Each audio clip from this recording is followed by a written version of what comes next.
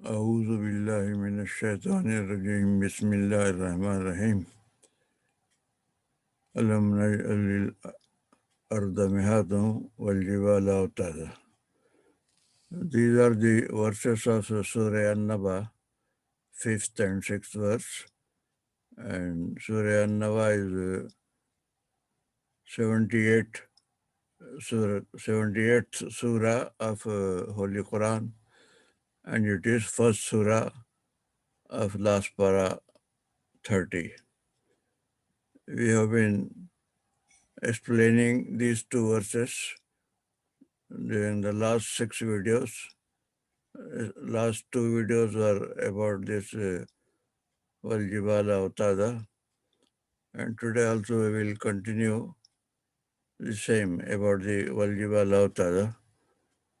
So actually, Valjibala Avtada is connected with the Alam Najalil Arda, like that. This is also connected with Alam Najalil Jibala Avtada. So Allah Ta'ala is asking, have we not made mountains as pegs? So Allah is not asking us, Allah is diverting our attention to this fact that you should consider why and how Allah has made the mountains as pegs. The main reason for this, Sheikh Maududi had told in a previous video, that the main reason for is to make the earth stable. Without mountains and the weight of the mountains, when their roots 10 to 15 times bigger than their height inside the earth, all these things keep the earth stable. But it does not mean that the mountain Himalaya, which is in India and between India and China, is it going to make the earthquakes in America or Europe? No. For those areas, Allah Ta'ala has made different mountains for them. So whatever stability the mountains are bringing, it is in their near about areas. But so far, we had talked in detail in previous two videos, but now we move forward. So for moving forward, I raise a question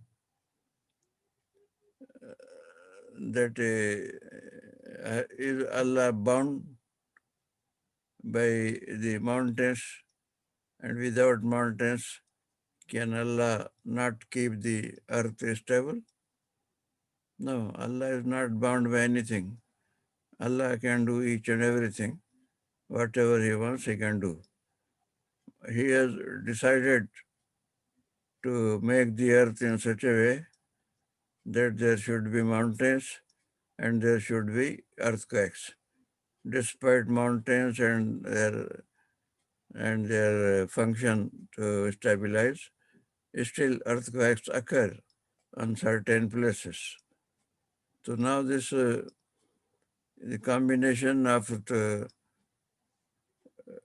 earthquake and mountains is what Allah has made this earth. But if He wants, He can create another earth with a different characteristic in which there are no mountains and no earthquakes. And this He will do. He says on the day of judgment, on the day of resurrection, the earth which He will make will be like that. There will be no mountains and there will be no earthquake. And without mountain and without earthquakes, it will remain stable. So this in the same surah, Annaba, which we are discussing, there is a verse number 12. In that verse number 12 says, Usuyiratil Jibal Fakanat Saraba. Its translation is that the mountains shall be set in motion till they become as a mirage.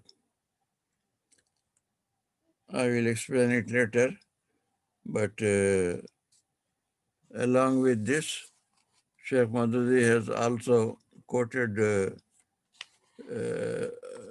some verses of Surah Taha. Same Taha, in Surah Taha also, there are three verses which are discussing the same topic.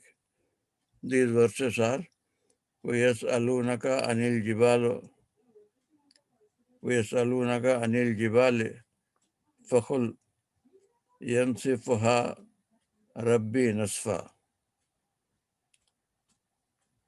فَيَذَرُهَا قَاعًا صَفْصَفًا لا ترى فيها عوجا لا ترى فيها عوجا ولا أمتا. So these are the verses, and their translation is,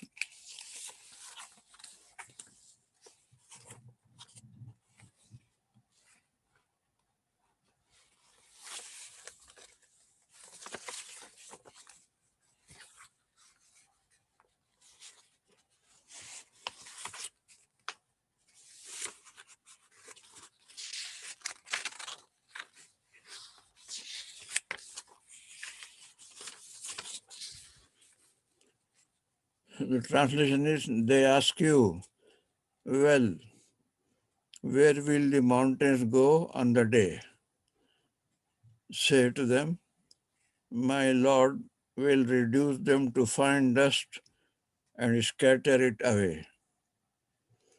He will turn the earth into an empty level plain, wherein you will see neither any curve nor crease. These are simple translation of this verse.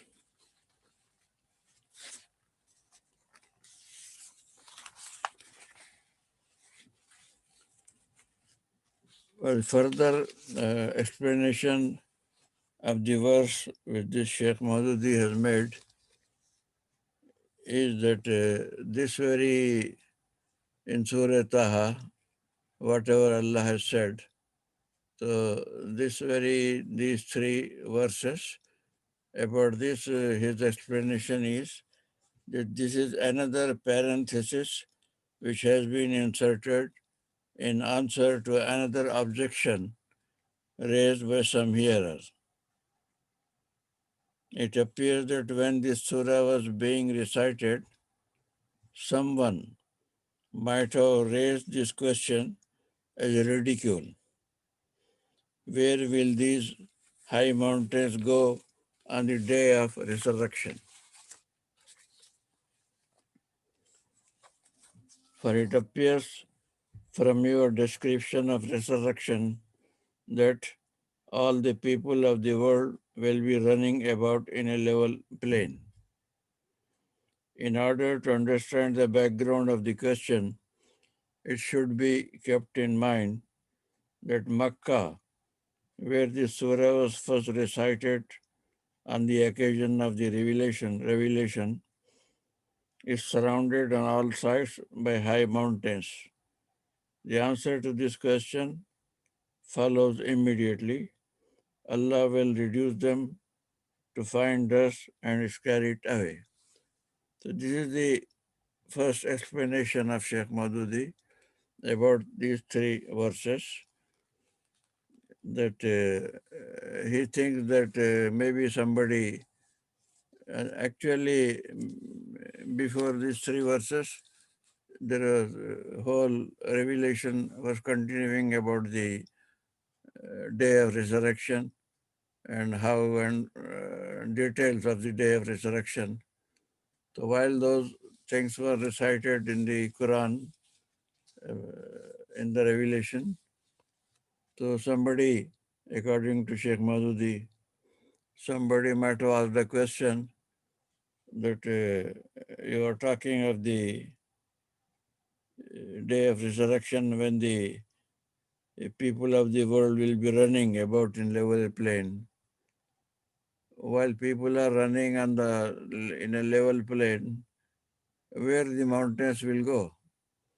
These questions arose because the revelation was in Makkah, and Makkah is surrounded by mountains, all sides, and all the four sides of Makkah are surrounded by mountains. Therefore, naturally, if somebody says that people are running on a level plain, then naturally a question may arise. So where these mountains will go, how such a formidable mountains. So there Allah has replied that they will be scattered into pieces, they will become dust, and they will become a level plain. And there will be such a plain that there will be no curve or no crease. So this is the explanation of this verse. And further to this, he has also maintained what will be the position of the earth and the sea and everything on the day of resurrection. According to the Quran, the earth will take a new shape in the hereafter. Then he's quoting different verses. The earth will be spread. From another verse, it is quoting that he is explaining that the bottoms of the ocean will be split and the whole water will sink down in the earth. It is in some verse. The oceans will be filled up. This is also verse of Quran. The mountains will be reduced to fine dust and scattered away, and there will be left no curve or crease in the earth. These are the same verses which I already recited. Then further he says, another verse, on that day the earth will be totally changed and it will be turned, and another verse says, and it will be turned into a garden and given to the pious people to dwell therein forever. After quoting these verses, Sheikh Maududi says, this shows that ultimately this earth will be turned into paradise, which will be inherited by the pious and righteous servants of Allah. The whole earth will become one country, and there will be no mountains, oceans, rivers, and deserts. All these things will not be there, neither mountain, nor ocean, nor river, nor desert, and which we divide, which today divide it into countless countries and homelands, and divide mankind as well into as many tribes and races and classes. Hazrat Ibn Abbas and Qatada have held this same view that paradise will be established on this very earth. So this is explaining the entire thing that on the day of judgment, what will happen. This earth the heaven will be established here, and the people which have succeeded in their life, they will be living in paradise, and there will be no mountains and no ocean. All the oceans will be filled up, and the water either sink into the earth itself. There will be no,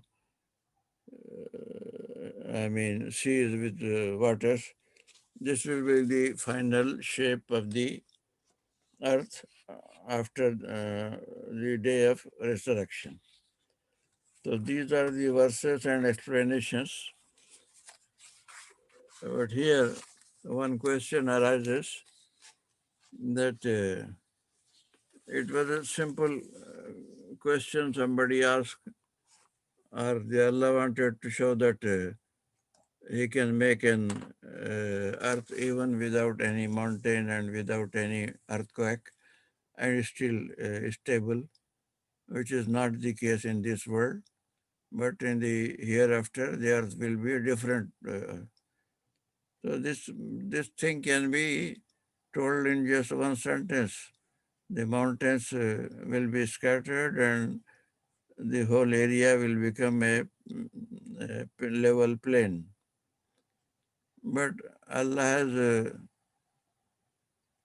has spoken it in a very stylish way with a very powerful style of expression.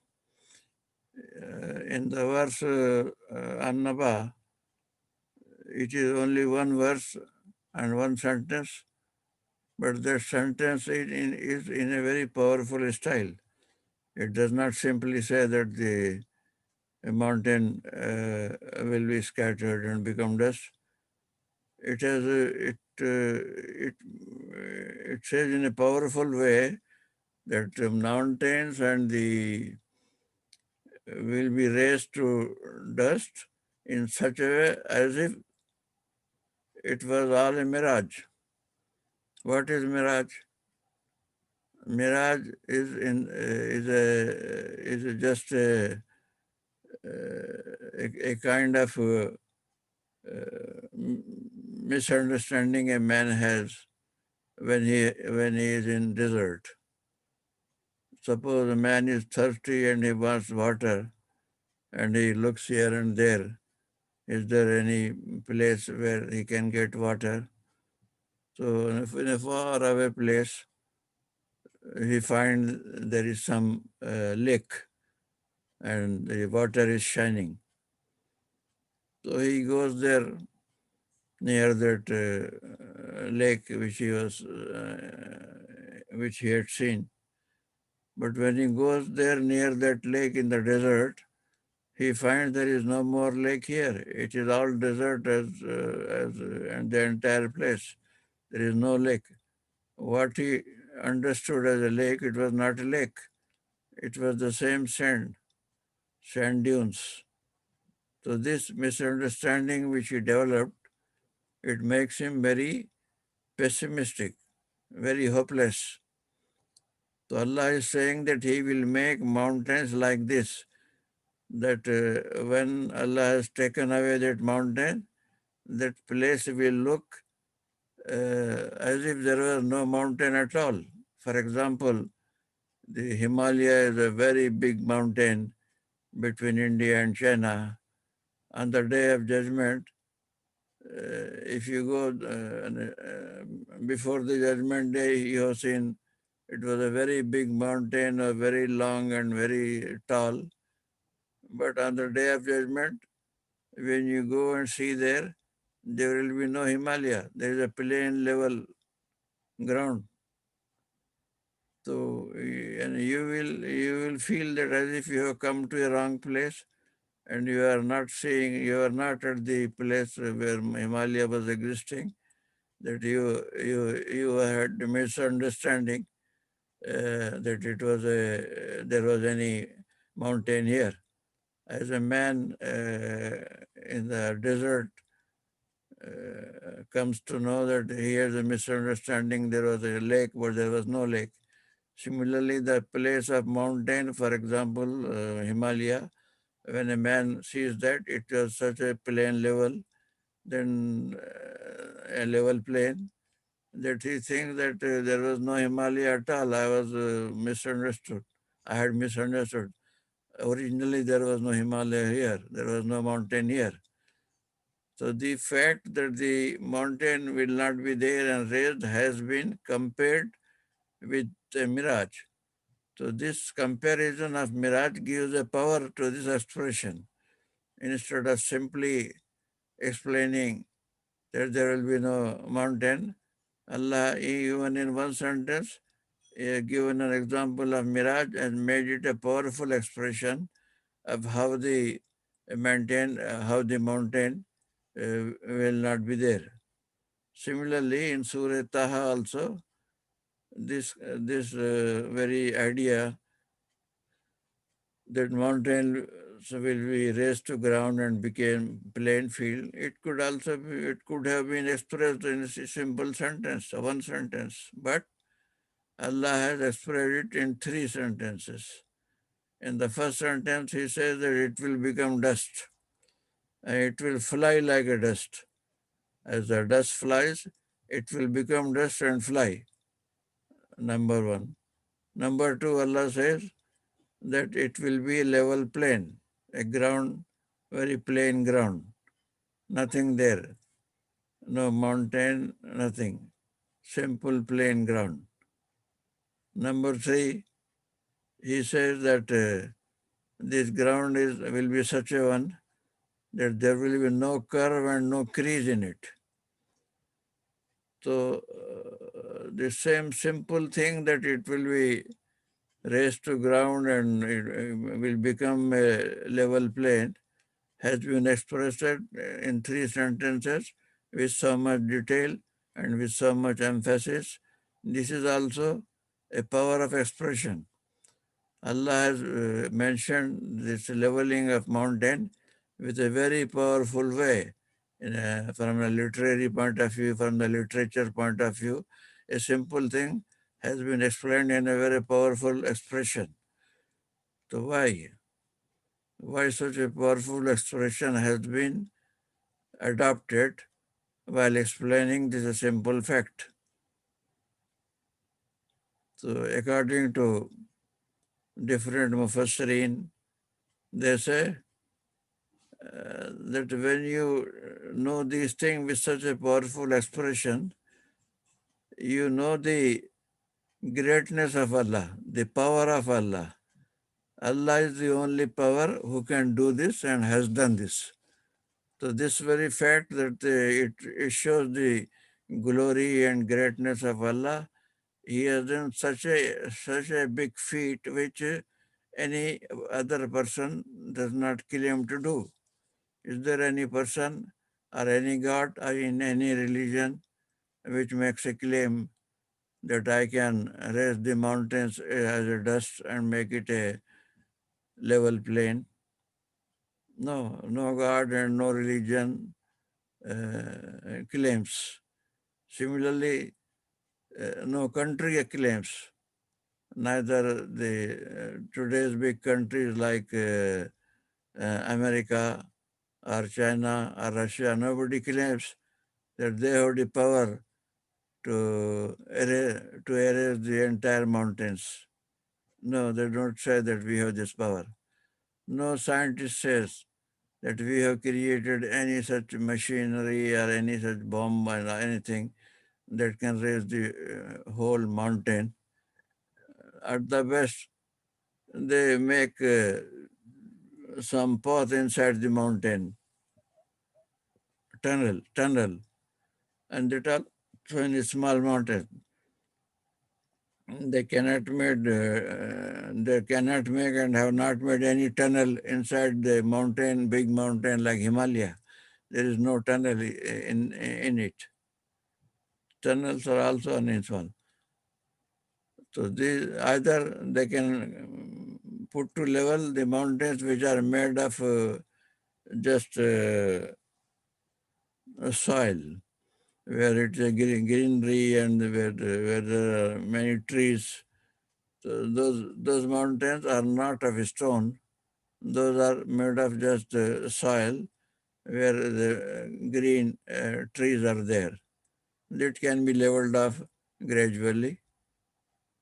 And in Japan, we could not get a graveyard. Anyhow, this connection with the mountains of soil and the graveyard, I will speak later. So anyhow, point is that no power, no country, no scientist, no god of any religion, or no being has a capacity, has ever made any claim that I can make the mountains a dust. This is only Allah, Allah alone in the entire universe and the entire world who claims that he will do this. So this shows the greatness of Allah, His power and feat, and that is why it has been made in a very powerful expression style. So this is one way of Allah, how Allah has mentioned about mountains in addition to the lot of blessings and uh, lot of blessings of Allah in the creation of mountain. In the destruction also, we find the greatness of Allah, a great glory of Allah. This is one important aspect of this whole thing.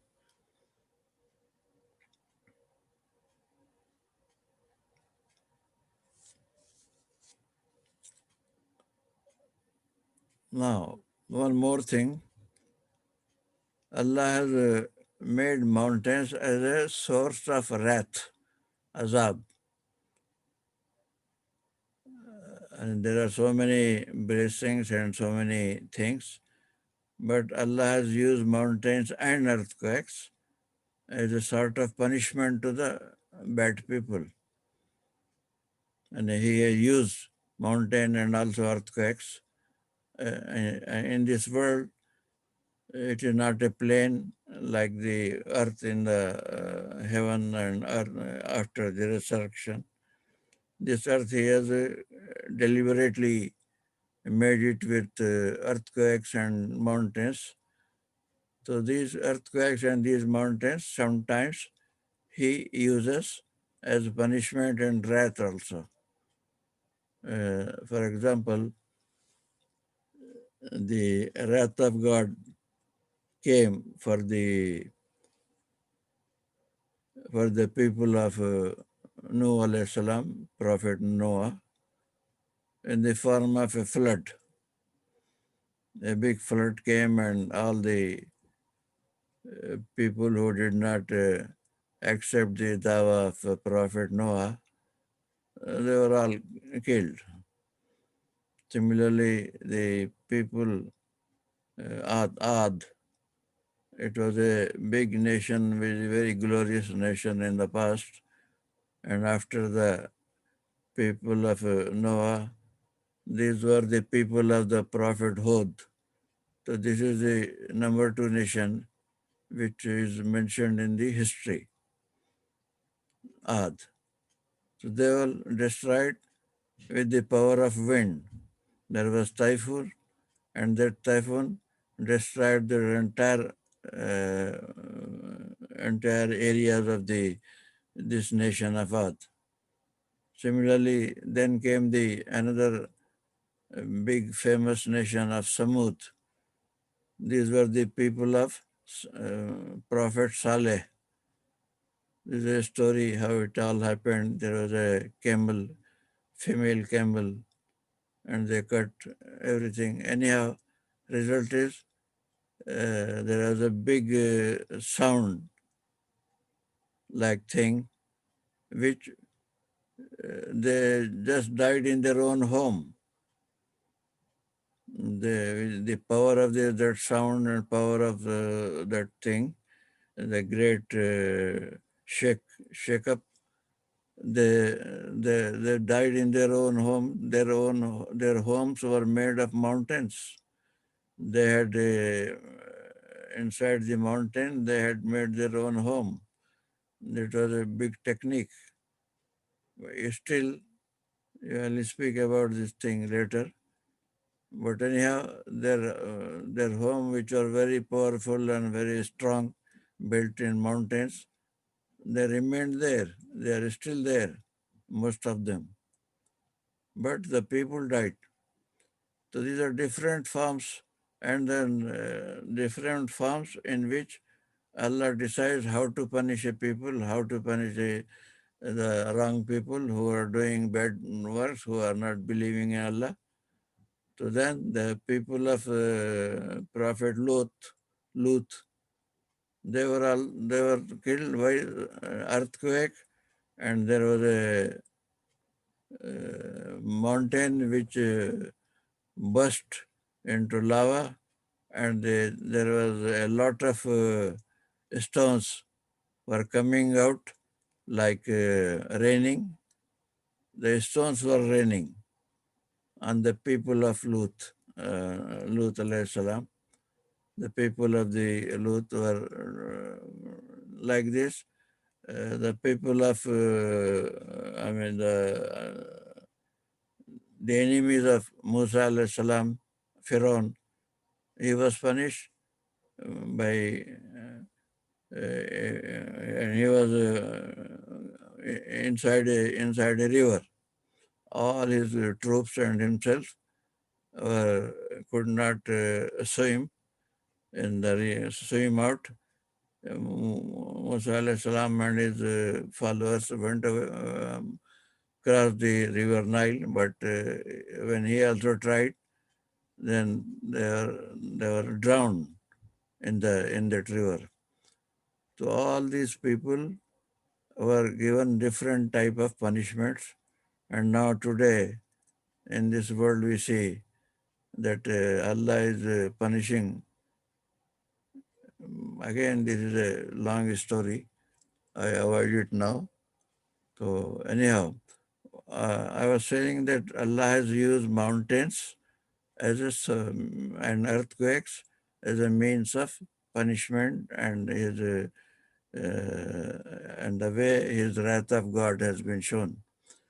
There is a hadith and the incident of our Prophet Muhammad having gone to Taif for the purpose of dawah, and he went there, but nobody accepted his dawah. Not only they not accepted, they asked their vagabonds, some young people, and they were throwing stones on our Prophet, and his blood was coming out. When he was taking rest on some place to let his blood, flowing of blood stop, at that time Hazrat Jibril came with a angel of mountains and asked the Prophet Muhammad sallallahu alaihi wasallam, if you tell these people of Taif have not heard your dawah and they have done very bad treatment of you, so here is the angel of mountains, and uh, he can bring different mountains together. So no living thing will remain in this town Taif. Everything will be killed. But Prophet Muhammad said, no, don't bring the wrath of God in these people. Maybe their sons and daughters, the second, third, fourth generation, they may be the people who will believe in Allah. So this was a merciful, our Prophet was a merciful personality, and he did not take revenge for all the bad treatment they had done with them. So like this, these mountains have this function also. And there are some more stories related to this matter, but already it is time for finishing this video. I will speak the matters which are referred in this talk to speak later in the next video. وآخر دعوانا أن الحمد لله رب العالمين.